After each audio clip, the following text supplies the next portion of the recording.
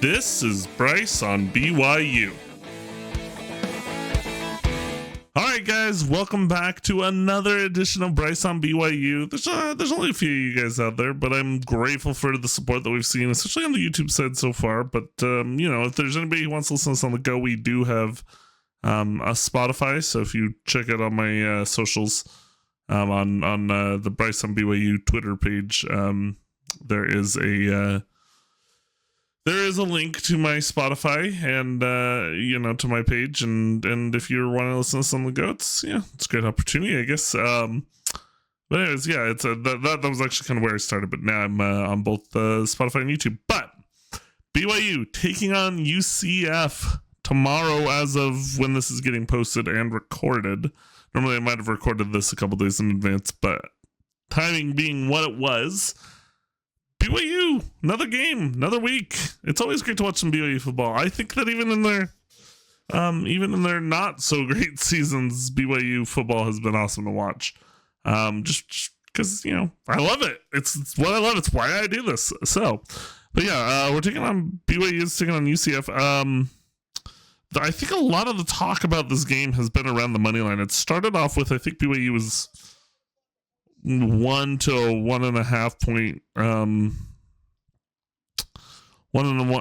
to a 1.5 point favorite, and then it moved, and the line has moved down to about, let's see what ESPN currently lists it at on their on their app.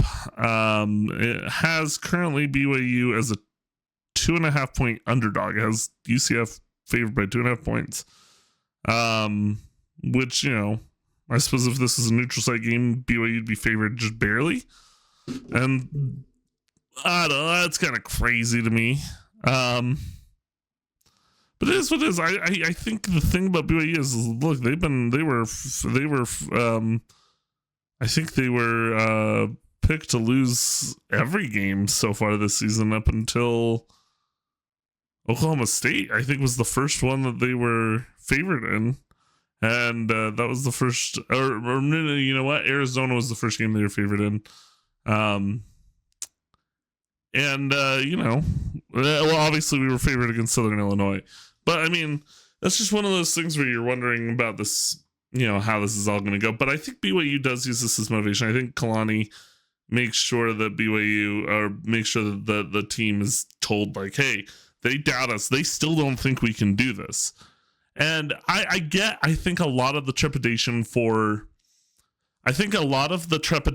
people who are watching this game, or who are betting on this game are thinking, wow, look at BYU. They were Oklahoma State ran all over them last week, and they weren't very good up to this point in the season. What does that mean UCF's going to be able to do?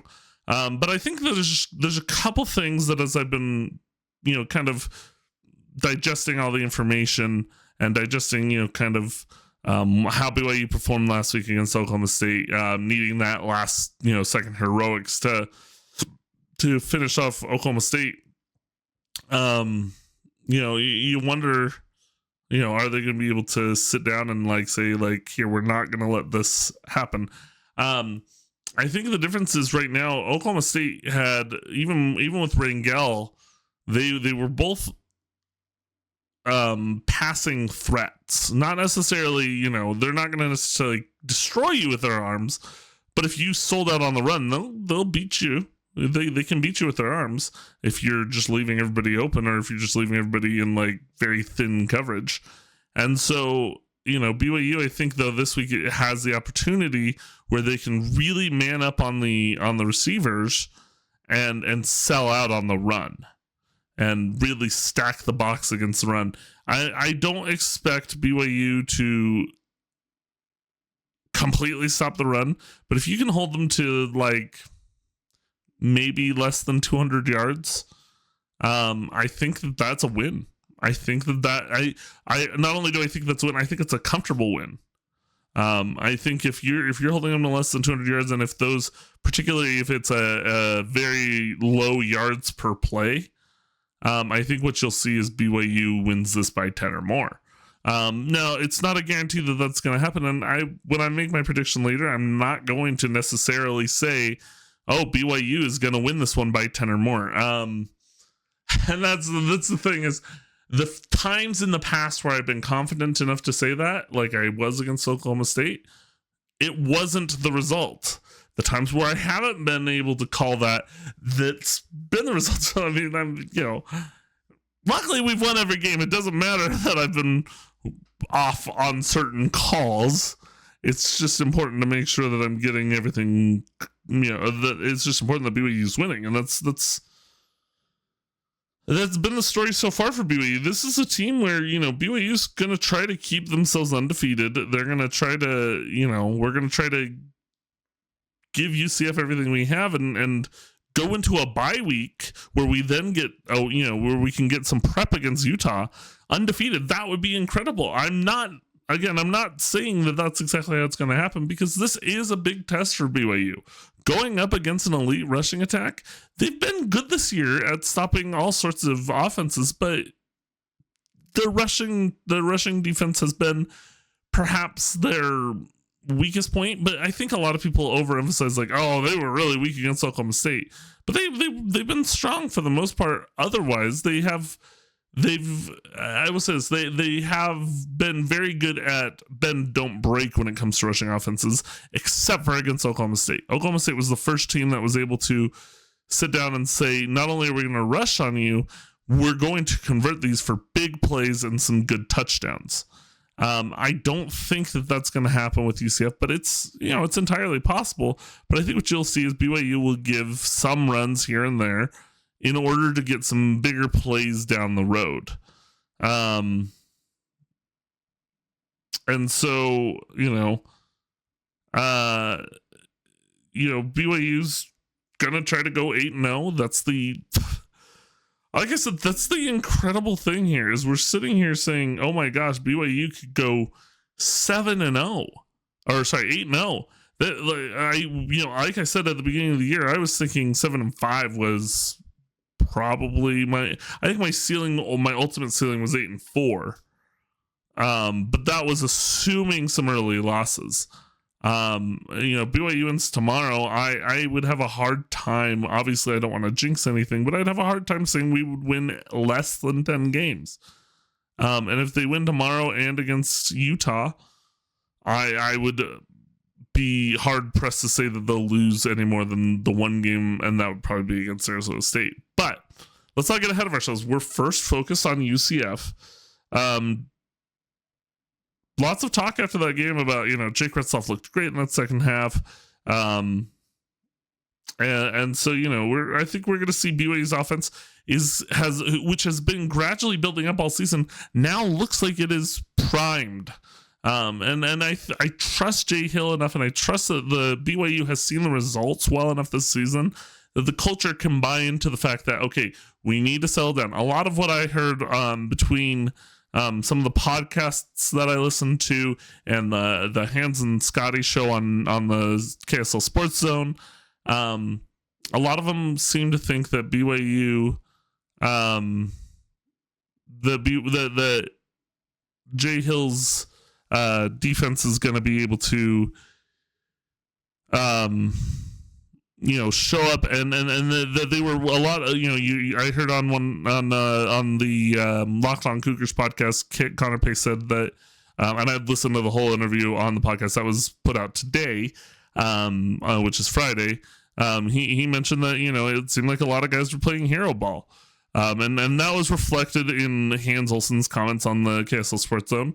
And, it's just, you want to make sure that these guys aren't getting too into the fact that, we've been making all these turnovers. The turnovers have been a result of buying into the scheme. If their defense of those players can remember that all they need to do is buy into the scheme, and that they, that at least someone on the team will be able to get the turnover. It doesn't have to be them. It just has to be getting turnovers, forcing turnovers, and being able to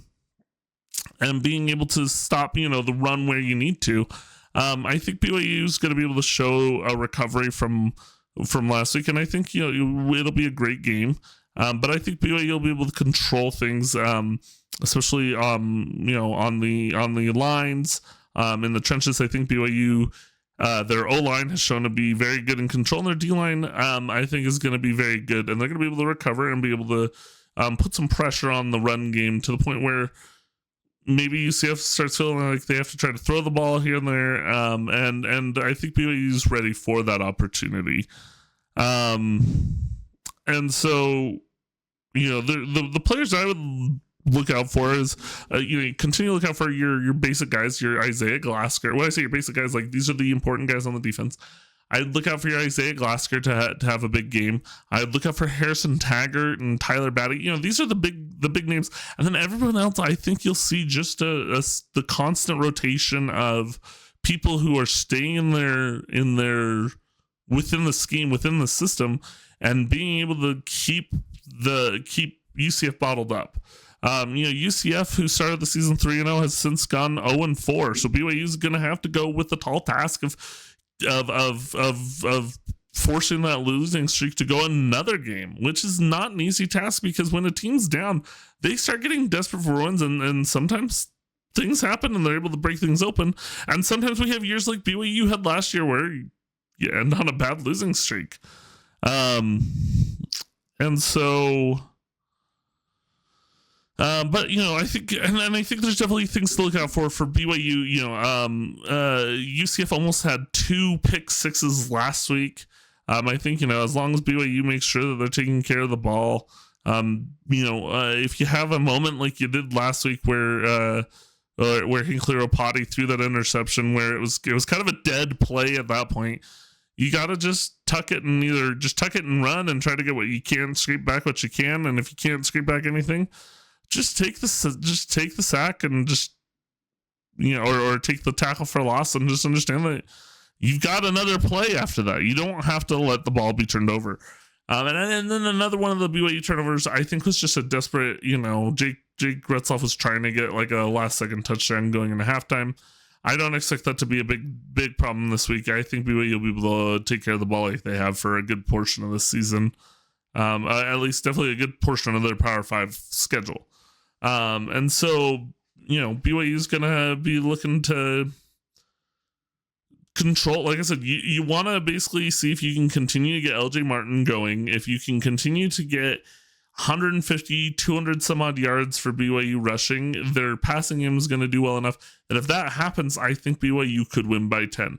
But for my projection of this game, I think BYU wins it by a touchdown. I think BYU wins it 27-20.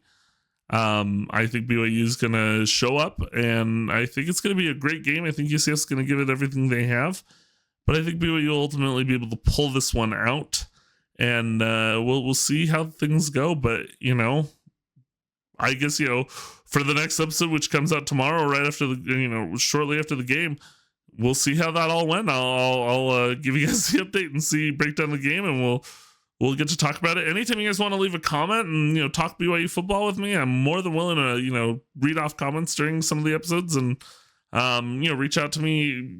Right here's the YouTube social. I think the Twitter one's about to pop up in just a moment. Give it just a second. Right there, Twitter Bryce on BYU. And make sure you guys check it out, and let's hope for a BYU victory. And thanks guys for watching. Continue to like, comment, subscribe, reach out to me, give me a follow over on Twitter. It's a lot of fun. This is my passion, watching BYU sports, BYU football in particular, and I look forward to seeing how we do tomorrow. See you guys. Go Cougs.